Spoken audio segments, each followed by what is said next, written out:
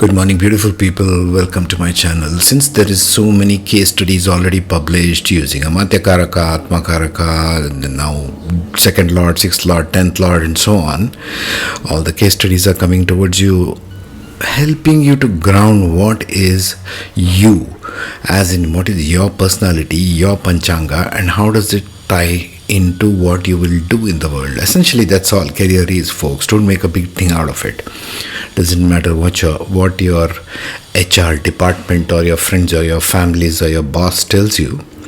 Career, or whatever you call career, is what you do in the world. It may be anything from arts, fine arts, yoga teacher, gym teacher, anything, music, arts, dance, so on and so forth. But there is a misconception. People don't take this Tithi, the thing called the Tithi, very seriously. So I'm going to be doing now a series which I'm going to expand more on the concept of Tithi and what it means. So here's the introduction. If you've already seen this, skip this part and go to the next one. Okay. This is introduction. It will be common to all the particular podcasts. What is Tithi? Tithi is determined by the angle between the sun and moon in your natal chart. It remains fixed for life. It doesn't depend what period of life you are in, from birth to death. Each Tithi is in the range of 12 degrees. Like you can see the table over there. Okay. So it goes from 0 to 12 Pratipada, Dvitiya is 12 to 24 and so on in intervals of 12 degrees of angle. Number 2, Tithi represents your emotional body, hence requires you to pay great deal of attention even before you go into the study of horoscope, divisional charts and so on.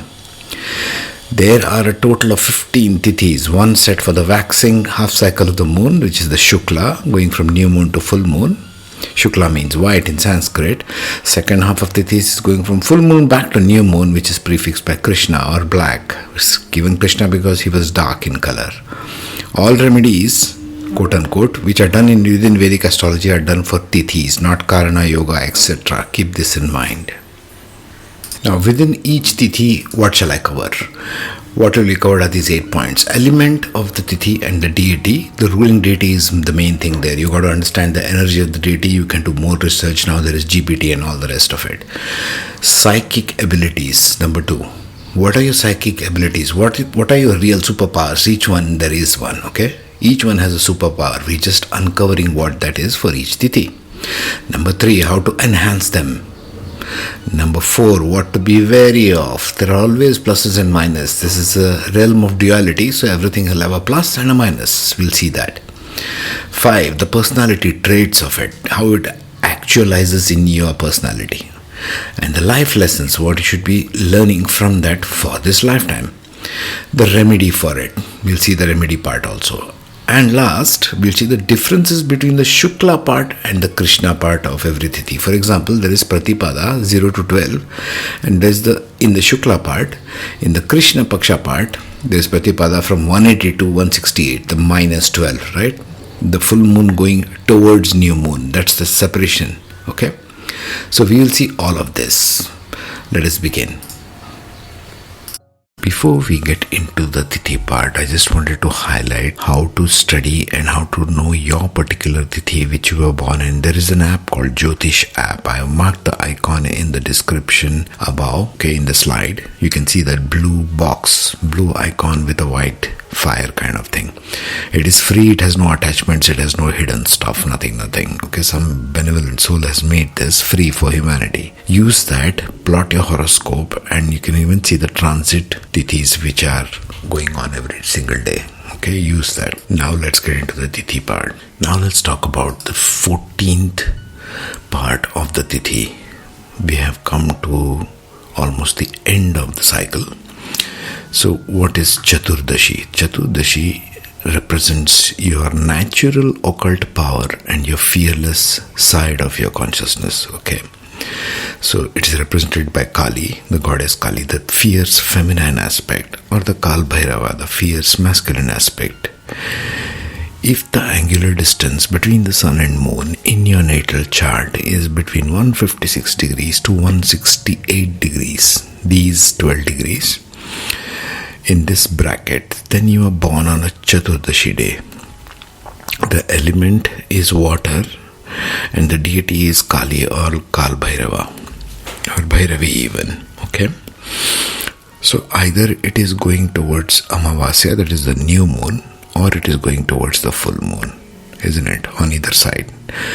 Each one of these tithis is exactly 180 degrees opposite, the Shukla and the Krishna part. Now this, as you can see, is a little appears fierce, but what does appear fierce? To the material aspects. Because these deities stand on the other side of time itself. There is no time here. And the element is water.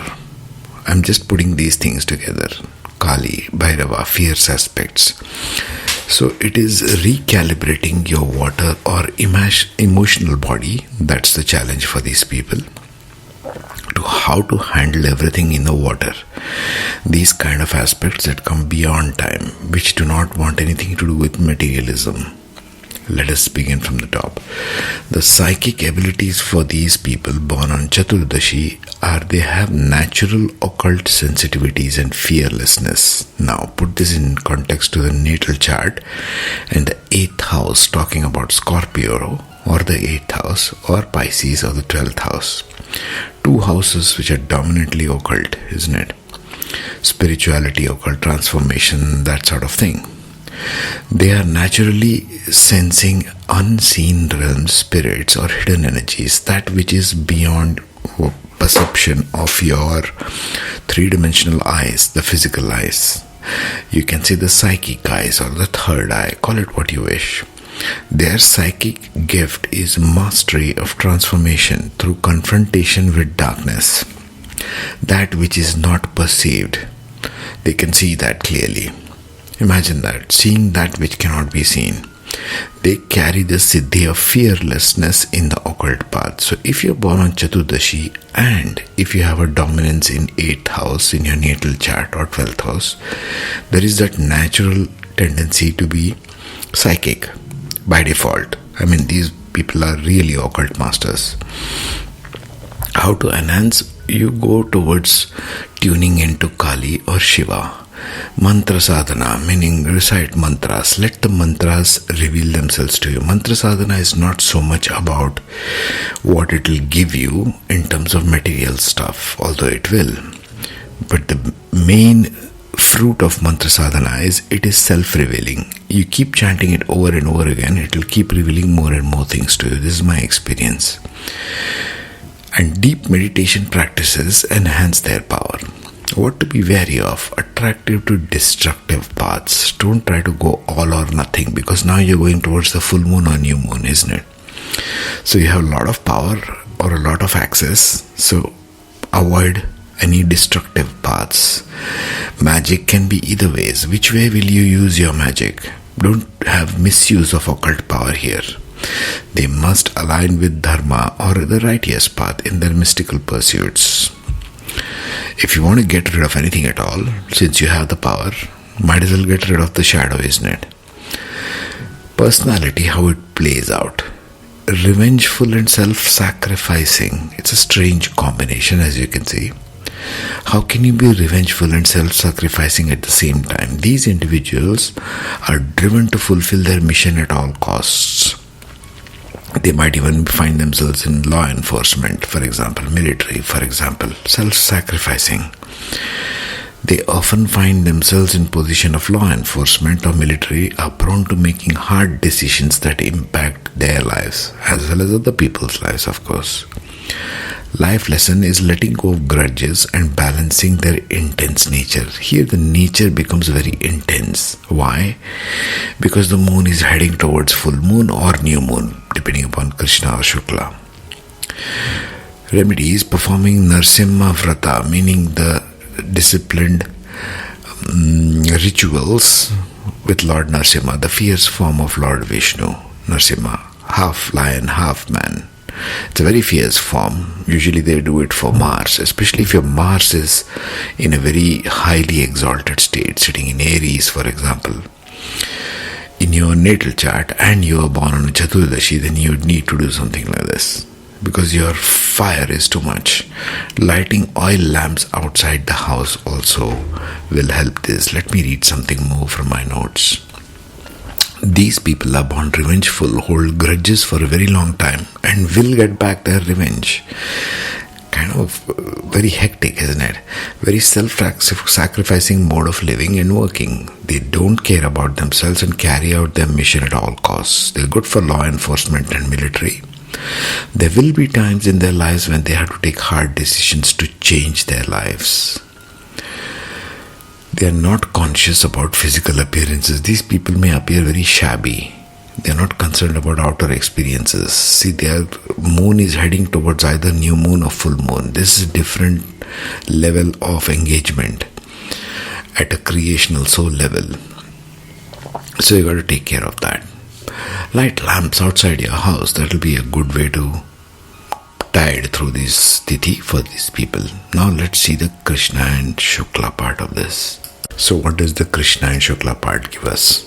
Well, these are two extremities. Now we are going either completely towards full moon or completely towards new moon. So on the positive side, it becomes fearless, bold, and drawn to the mystical. The same warrior who goes out as police or military, army, corporal, or border security force is also drawn towards the mystical. They carry an innate sensitivity to hidden realms and unseen forces. Occult mastery. These people might actually practice something, like even astrology, for example. The ability to perceive and command subtle energies and turn danger into transformation. They might function as night vigils, worship of fierce deities, spiritual protection, or tantric practices. All those who practice tantra have a dominant Chaturdashi in their chart. Constructive and outward going, they empower, transform, and protect in the outward mode, going towards full moon. On the Krishna part, they will be more fearless mystics who thrive in darkness, drawn to austerities or shadow work. Even tantrics who are doing all kinds of black magic, for example. Their siddhi is karmic burning, the ability to destroy inner demons, burn karmas, and finding liberation through confrontation of inner fears.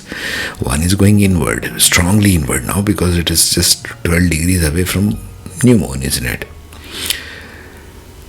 So what do you do here? You go towards Shiva who stands beyond time, Kali who stands beyond time. Perform some meditation, perform some mantra, tune into something else beyond the limitation of materialism. If it's Krishna Chaturdashi, it is quite a strong inward calling. Your soul is calling you to do these kinds of things this lifetime. To burn the inner seeds of karma in the fire of consciousness. That's the dominant drive, what you have come here to accomplish this time. Now let's conclude it with the last one. Purnima or full moon, and the counterpart extreme is Amavasya or new moon. That's next.